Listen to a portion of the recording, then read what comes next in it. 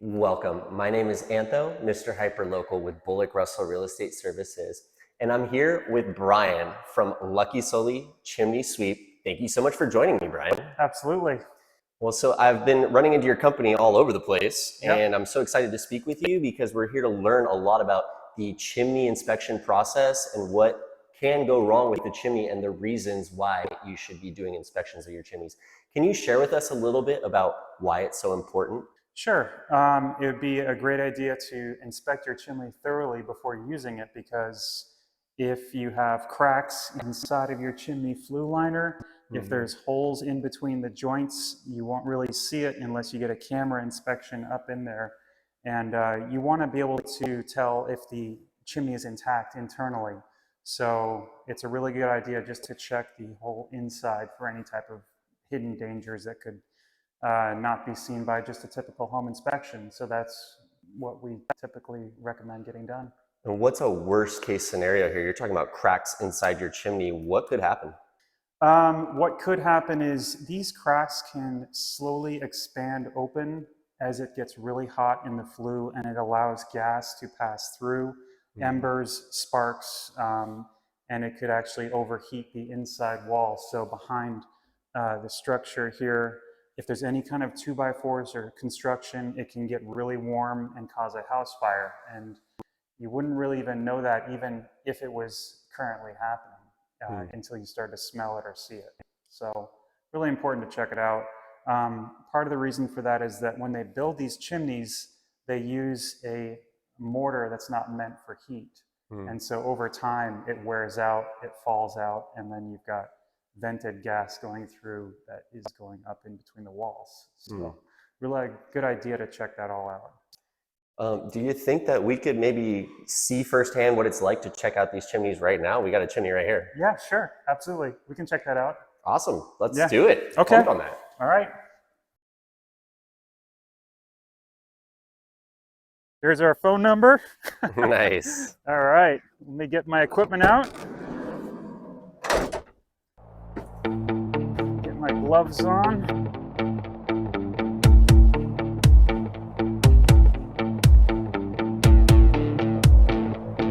Get the ladder out here and get set up.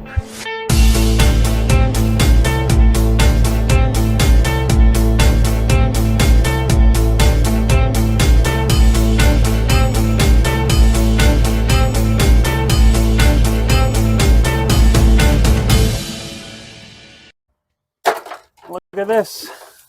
They actually repointed with Sikaflex every single joint, which probably a good idea for maintenance and longevity of the chimney.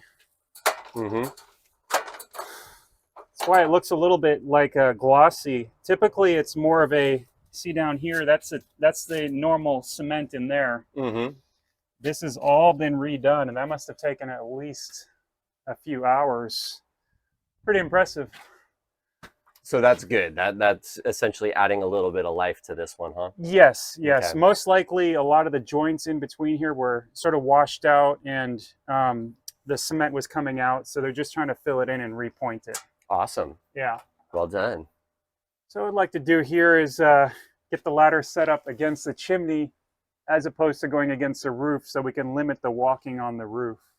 So this ladder is actually tall enough to get all the way to the top of the chimney without having to step on the roof. As you can see, it's a really steep roof here, and it's also made of tile, which is prone to cracking when you walk on it. Best way to do this is just go straight to the top. Let's do it. All right. So as you can see, there's a spark arrestor on top of the chimney, and that's good to keep out birds and rainwater and embers from popping through to the top, and keep the homeowners safe from the outside elements. So now we're going to take a look from the inside.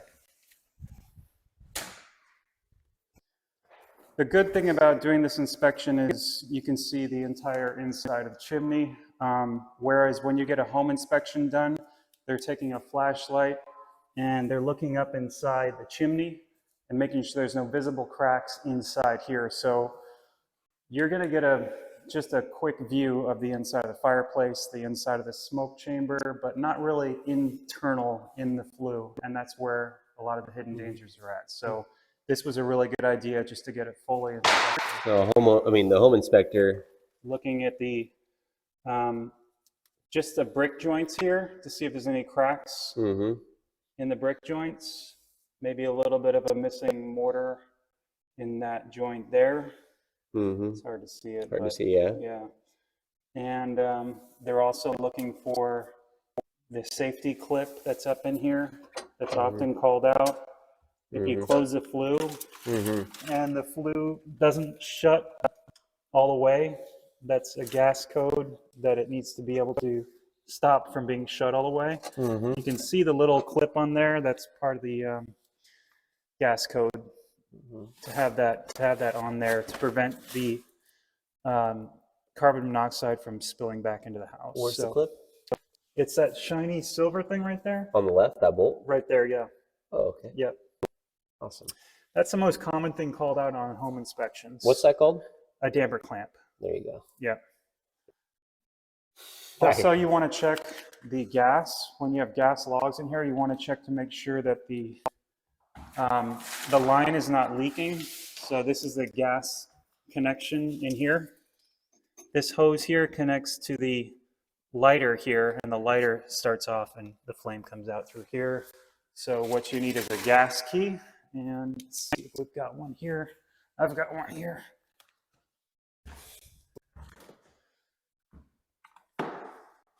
So this is just a gas key for turning on the gas. So we'll put that into the valve here, and that catches onto the valve here, and then you're going to turn it to the left to turn it on. You just turn it really slightly, and then quickly go over here and light it. Keep yourself back. There you go. And then you can turn it up. You get a nice little flame in there. That's lovely. And with a bottle of soapy water, you can spray the joints to double check that it's not leaking. And you'll see bubbles coming out if it is leaking. That's what I do with bicycle tubes on the wheels. Yep. I do the same thing, yeah. Windex works okay. Good tip. You can see what's going on inside. And here we go.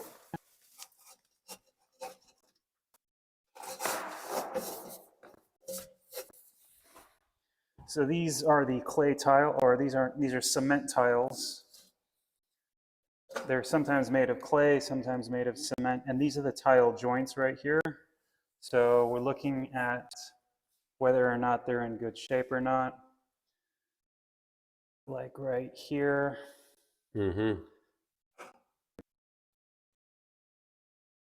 It's hard to tell, but there may be a little cracking right there. Yeah, starting to see that just a little bit.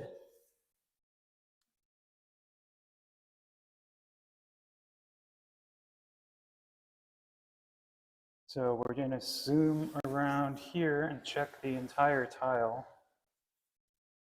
So this part looks okay. There's no gaps there. I'm just looking to see if I can spot any gaps in that. We'll go up a little bit to the next one. And there's the next joint.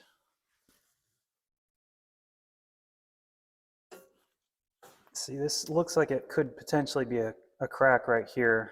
I would just need to get a better angle at that. Let's see if I can zoom in here. Wow, the quality is amazing. Yes. Definitely have to have a good camera.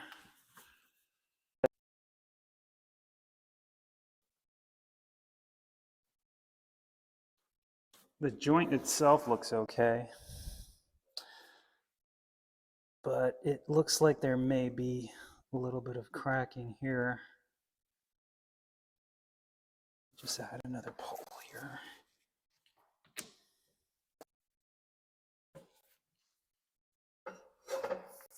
If it was really dusty, I'd wear my mask, but it's not too bad.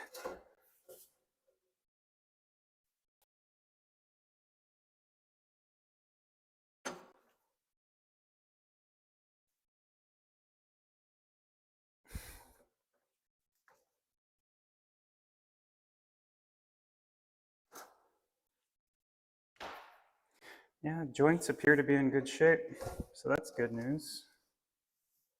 How long does a joint usually last? Like, Depends how much you use it. If you use it a lot, you can actually wear them out a little bit quicker and cause the cement to wear out in between.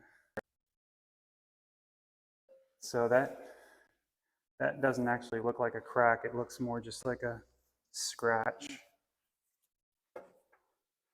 Maybe from Santa Claus? Am I from Santa Claus? No, that scratch. Oh, Santa yeah. Claus coming down? Yeah, exactly. Right. Corner of his boot maybe Yeah. scratched it or something. Yep, belt buckle. Yeah. One of the toys. Yeah, one of the special toys he was bringing down. So that right there looks like water deposits here. That's from moisture going down the chimney. Can that become an issue? And that it doesn't look like it's a problem, but if it gets really bad, it can start to wear the tile out and you'll see pieces of it flaking off. But it doesn't look too bad right now. It's probably because there was no cap on there previously at some point for an extended amount of time. So it seems like the majority of the issues are going to come at these joints. Yep. Okay, that's why we scope those so heavily.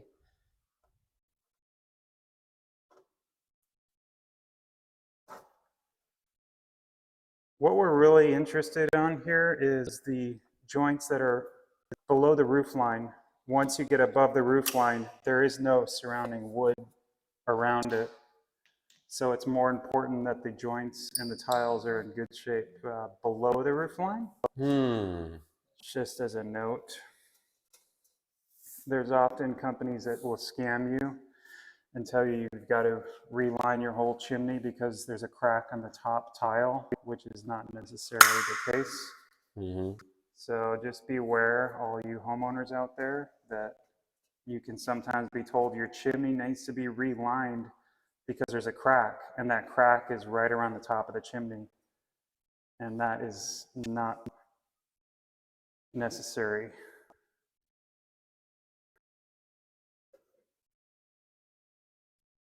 Yeah, so just a bit of white deposit marks in there. Nothing too serious.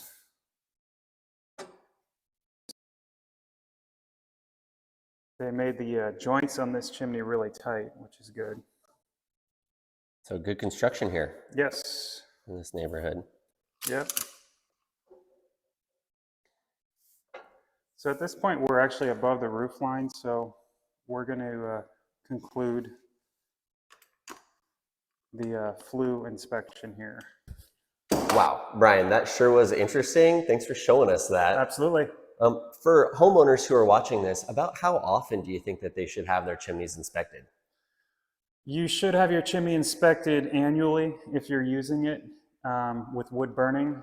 If it's gas, typically gas doesn't build up very much carbon soot or anything unless you're using it a lot. So they don't need to be done as often. But for wood burning, you want to get it checked out every year. Or if you have an earthquake that can cause damage to the chimney, it should be checked out immediately or sometime after that. So earthquakes are also a trigger point where you might want to take a home inspection. Why is that? What I've found in some cases, the chimneys crack in earthquakes, and in more severe cases, the chimneys actually pull from the house and cause the entire structure to become loose from the house. And we found in some pretty severe cases, like in 2014, some house, the chimney's just wobbling away from the house. And it's a 2-story chimney, and that whole thing could end up tipping over.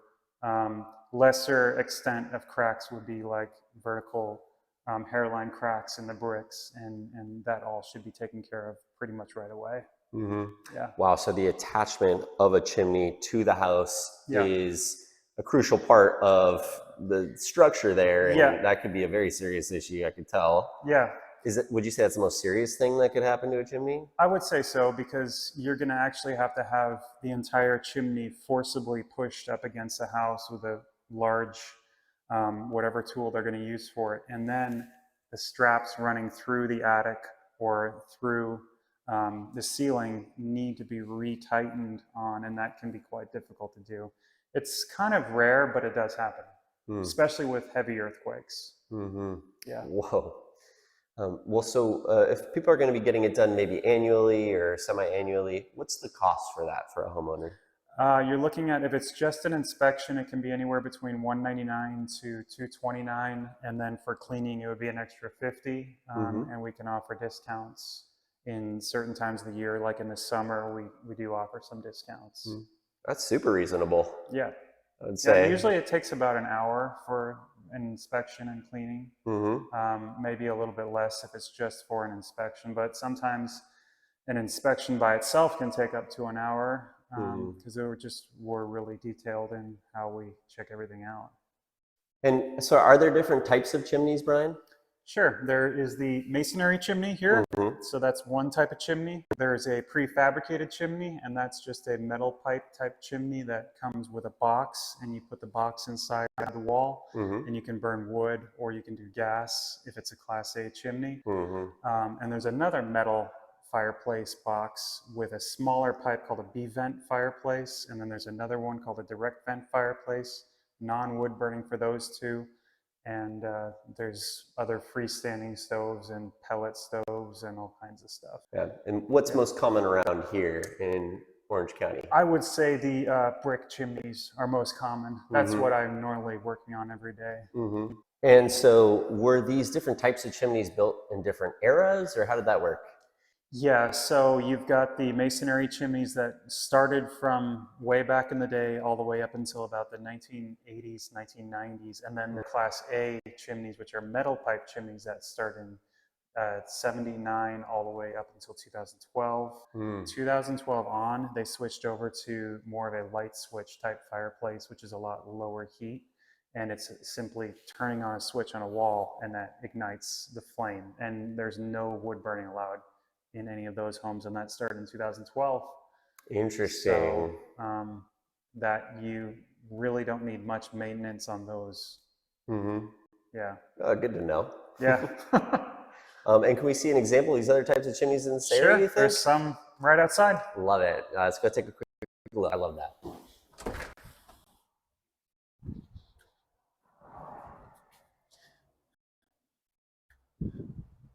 So Anthony, you can see over here, we've got all these masonry chimneys on these streets.